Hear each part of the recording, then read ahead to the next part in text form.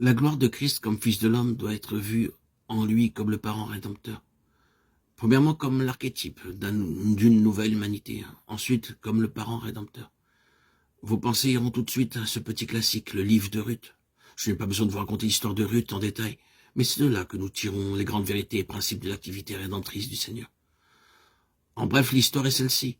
L'héritage a été perdu, le jour arrive où cet héritage devient une affaire grave, triste, et d'un sérieux souci pour celles qui l'ont perdu. À présent, elles prennent nettement conscience qu'elles ont perdu l'emprise et les droits sur cet héritage, et en sont très préoccupées. D'après la loi, il n'y a qu'un moyen pour racheter l'héritage perdu, et c'est à travers un parent.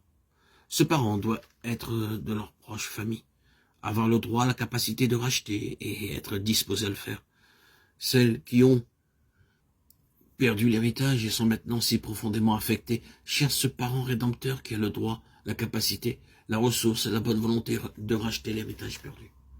Vous savez comment Ruth entre en contact avec Boaz, croyant qu'il est le parent rédempteur et reconnaissant que s'il a la volonté, il a la ressource.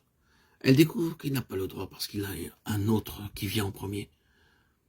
Un appel doit être fait à celui qui a le droit. Mais il se trouve que, bien qu'il ait le droit, il n'a ni la capacité ni la ressource. Il passe donc son droit à Boaz. Finalement, c'est Boaz le seul entièrement apte pour cette affaire. Il a maintenant le droit, la ressource, la capacité, la volonté de le faire. Mais il y a une autre chose dans l'histoire.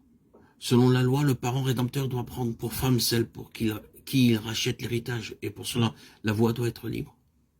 D'autres parents ne pouvaient pas le faire parce que la voie n'était pas libre, mais Boaz avait la voie libre. Voilà les éléments de l'histoire. Je ne vais pas prendre chaque petit détail, mais juste les lignes générales. Voyez comment Dieu a placé là une illustration exquise de la gloire de Christ, comme le parent rédempteur. L'héritage a été perdu. Toute l'intention de Dieu pour l'homme a été perdue. L'homme maintenant, par le péché d'Adam, a perdu l'héritage.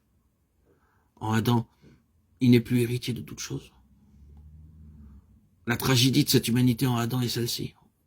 Autrefois, héritière créée pour hériter, maintenant en faillite, sans espoir, ayant tout perdu.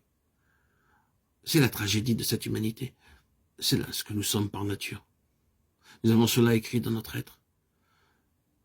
Notre nature même témoigne du fait qu'il y a quelque chose qui fait défaut, qui manque, quelque chose qui devait être et qui n'est pas. Nous le cherchons à tâtons. Il est dans l'ordre des choses de le désirer intensément, de soupirer après cela.